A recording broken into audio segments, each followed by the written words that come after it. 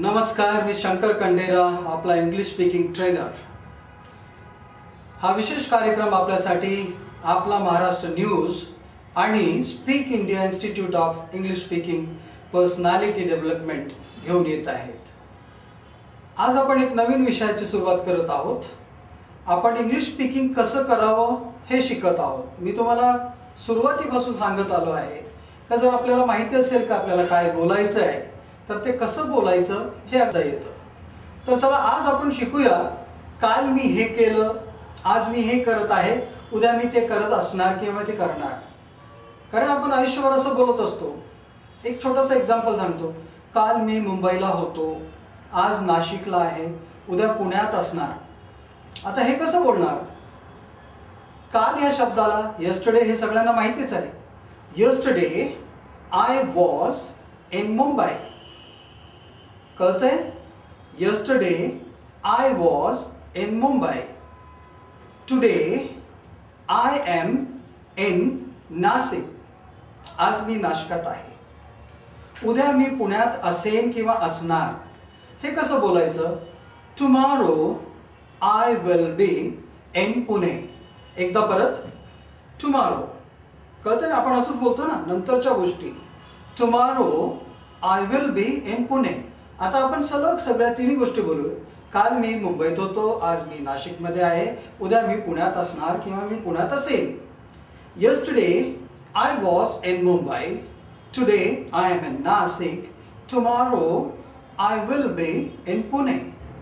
जमतंय? बस सराव करा आणि लिहून घ्या। तुमची नोटबुक आणि पेन तुमच्या जवळ ठेवा। आता हे तुम्हाला जमायला लागलं।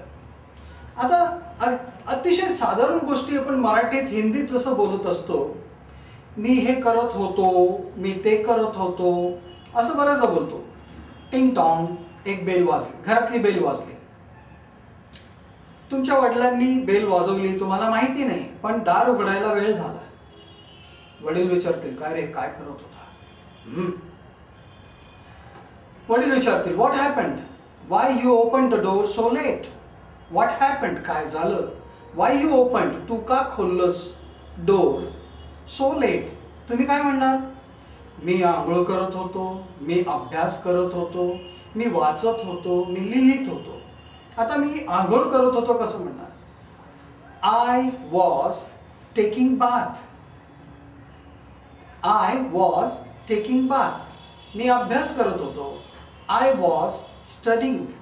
मी लिहित होतो, आय वॉज रायटिंग। आता मी सगळं इंग्लिशमध्ये सांगणार आणि तुम्हाला हे कळेल। बघा मी काय काय सांगतो।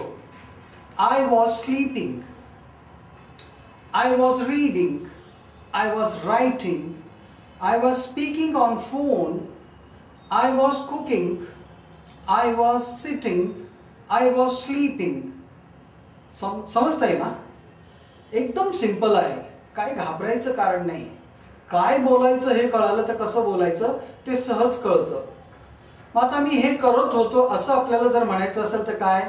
मी साठी आयचा वापर करायचा, होतो म्हणण्यासाठी एक इंडिकेटर वापरायचं। इंडिकेटर, ग्रामरच्या भाषेमध्ये त्याला इंडिकेटर म्हणत नाही, पण माझ्या सिस्टममध्ये मी ह्याला इंडिकेटर्स म्हणतो। वाज हे इंडिकेटर आहे, हे दाखवतोय का भूतकाळातली गोष्ट आहे। विल हे इंडिकेटर आहे, हे दर्शवतोय का भविष्यात काहीतरी होणार आहे। इज हे प्रेझेंटचं इंडिकेटर आहे, आता आहे, आहे। आणि बघा आय बरोबर आपण मागे शिकलो, आय एम, मी आहे। दिस इज, दिस इज हे आहे। This is cell phone, this is paper weight. तर तुम्हाला कळालं इज म्हणजे आहे। आता आपण जर म्हणत का ते फोन होतो, that was cell phone, that was paper weight. तर असं आपल्याला हे समजायचं आहे। इंडिकेटर म्हणजे इज आलं तर समजून घ्यायचं का आहे, आहे, आहे। वाज आलं का होतो, होतो, होतो। आणि विल आलं का होणार, होणार, होणार, होणार। आता उदाहरणार्थ मी खेळणार, कसं म्हणणार? बरेच लोक म्हणतात I am is will play, हे चुकीचं आहे। I am is will play असं एकत्र कधीच होत नाही। सरळ I will play, I will go, I will read, I will write, I will speak, I will see, I will listen.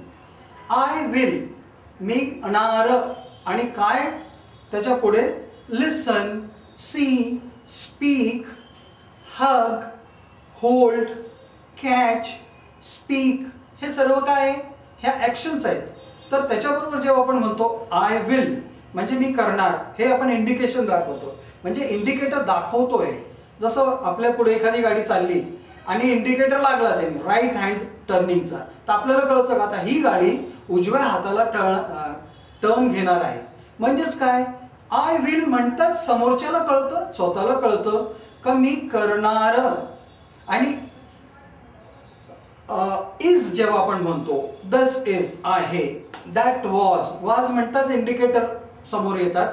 होतं होतं वाज म्हणजे होतं. आता बघा मी आता समजा एखादी मुलगी म्हणते मी लिहित होते तर कसं म्हणणार आय वॉज रायटिंग. एखादा मुलगा म्हणतो मी लिहित होतो तर कसं म्हणणार आय वॉज रायटिंग.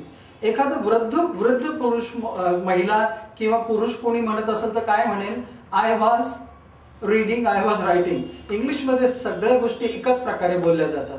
इंग्लिश ही मराठी इतकी समृद्ध भाषा नाही आहे आणि त्या कारणामुळे काय होतं का आपल्याला वेगवेगळ्या गोष्टी बोलायची गरज पडत नाही. फक्त I was bathing, I was eating, I was checking, I was writing, I was reading असं म्हणतात. सगळं मी करत होते, मी करत होतो. मग तो कोणी असेल आपाप असं बोलू शकतो.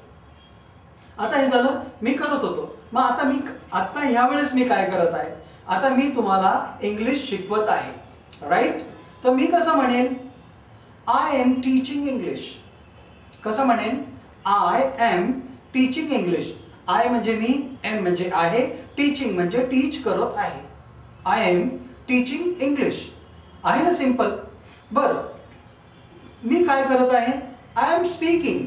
मी काय करत आहे आय एम लिसनिंग. मी काय करत आहे आय एम सिटिंग. मी काय करत आहे I am seeing. I am आलं कर. एम सुद्धा हा इंडिकेटर आहे जो तुम्हाला दाखवतो काही घडत आहे. आता मी बघणार एकदम सिंपल आहे, कारण आपण एकच बोलत नाही मी करत आहे, मी करत आहे, मी करत होतो असं नाही. मी करत होतो, मी करत आहे, मी करणार. बरोबर ना. आता एखादा डायलॉग असा असतो मैं आज भी प्यार करता हूं, कल भी करता था और कल भी करता रहूंगा. अनेक पिक्चर्स मध्ये असे डायलॉग्स असतात ना. तर मग कसं काय प्यार करता था आय वॉज लविंग, आज करता हूं आय एम लविंग, कल भी करूंगा I will B loving. Will be आलं का आयनजी लागणार आणि नुसतं विल आलं का क्रियापद जसं तसं येईल. I will go, I will dance, I will sing, I will read, I will write, I will send, I will hold, I will shake. या प्रकारे एकदम सहज आपल्याला बोलता येईल. मग आता आपल्याला तीन गोष्टी बोलता यायला लागल्यात, म्हणजे तिन्ही काळांबद्दल आपण बोलतो. नंबर 1 मी करत होतो, मी करत आहे आणि मी करणार. नंबर 3 म्हणजे 1 मी करत होतो, आता आपण म्हणतो मी करत आहे, आणि तिसरं आपण म्हणतो मी करणार. तर आता तुम्हाला ह्याची जाणीव झाली आहे. आता आपण घेऊया एक छोटीशी विश्रांती. आपण कुठे जाऊ नका. तुमचं पेन, तुमची नोटबुक तुमच्या जवळ आहे, त्याला घेऊन जरा सराव करा. त्यालाच आपण असं म्हणतो इंग्लिशमध्ये प्रॅक्टिस मेक्स मॅन परफेक्ट. विश्रांतीनंतर पुन्हा भेटूया.